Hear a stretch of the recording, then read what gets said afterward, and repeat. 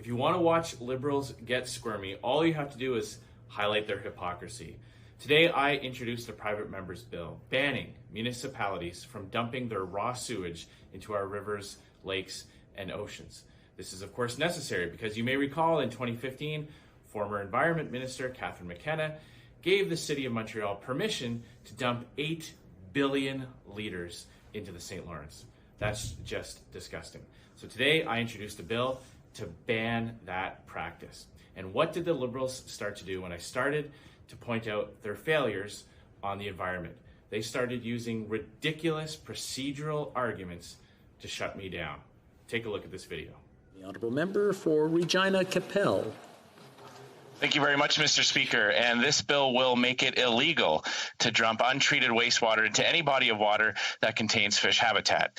This bill will remove the power for the federal minister to grant permits to municipalities to dump raw sewage into waterways, like when the former environment minister gave permission to Montreal to dump 8 billion litres of raw sewage into the St. Lawrence River.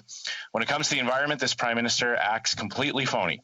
He talks a good game, but when the City of Montreal asked to be allowed to dump their raw sewage into one of Canada's most important waterways, he told them to go ahead. This bill will remove the power of federal ministers to grant permission to municipalities to damage vital fish habitats. This Liberal government has a terrible record on the environment. They have not planted a single tree out of their promised $2 billion. Their carbon tax is neither revenue neutral. On a point of order, Mr. Nor Speaker. is it lowering emissions. In fact, Speaker, on a point of order. We have a point of order. The Honourable Parliamentary Secretary to the Government House Leader, I believe.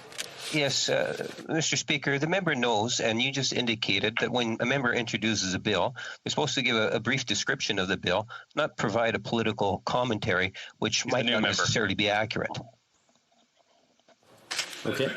I want to thank. I'll let the Honourable Member for Regina-Qu'Appelle continue, but I will also remind him that it is succinct and it is not a time for debate. Please proceed. This is a very succinct explanation, Mr. Speaker, and as you know, it's often these private members' bills are often accompanied with the rationale. In fact, usually members talk about the need for their bill, and of course, the need for the bill is to take meaningful action on the environment. I am almost finished my remarks, Mr. Speaker, and I know we've always given the Parliamentary Secretary, the Government House Leader, great latitude when he seeks the floor in the House, and I promise him it won't be but a few more moments. Please proceed. I won't interrupt the discourse that's going on, but I'll let him continue very succinctly. Thank you very much, Mr. As I was saying, this Liberal government has a terrible record on the environment. They have not planted a single tree out of their promised $2 billion. Their carbon tax is neither revenue neutral nor is it lowering emissions. Mr. Speaker, and they have damaged our lakes, rivers. I'm sorry, I'm going to have to rise on a point of order again. The Honourable Member, I'm sorry, I'm going to have to interrupt. Point of order. We have a number of points of order coming in. The Honourable Member for, I believe it's Winnipeg North, who was has the first point of order, and the other one I'm not sure, but go ahead. I believe that was the former leader of the Green Party for the second one, Mr. Speaker.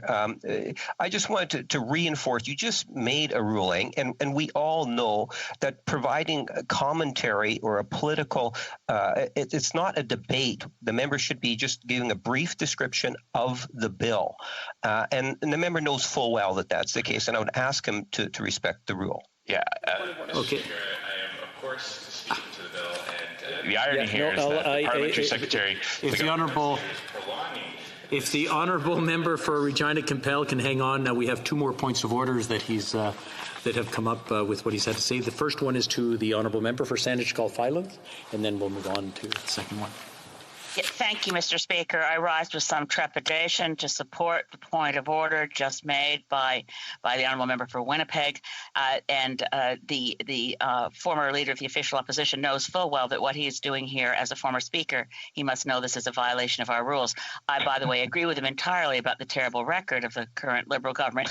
It's not as bad as the former Conservative government, but introducing a private member's bill is not the place to deliver a partisan speech.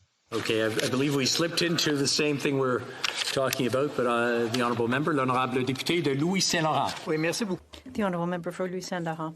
Well, thank you, Mr. Speaker. And I'd like to go back to the point of order raised by the member opposite. Mr. Speaker, and it's yourself, because obviously those people don't accept what you are tabling right now. They disagree. Well, this is what democracy is all about. We will have a debate in Parliament, but if the member who has tabled the bill has something to say, you're the one to judge if it's too much, not the others. Thank you, Mr. Speaker.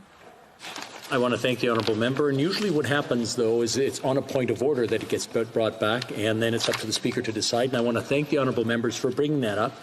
I'll let the honourable member for Regina-Qu'Appelle continue, but I will remind him that anything more than just what is about the bill itself or the motion itself, it really borders on debate, and that's not the time for debate right now. The honourable member for Regina-Qu'Appelle.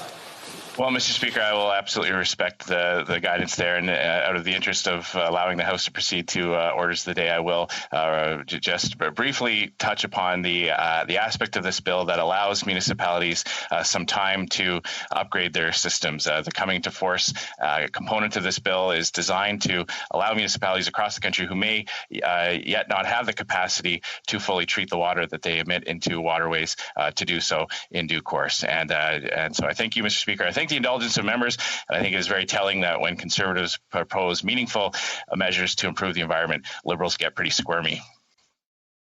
So there you have it. I point out their failures on the environment, and they just couldn't handle it. I highlighted the fact that they haven't planted a single tree from their promised $2 billion.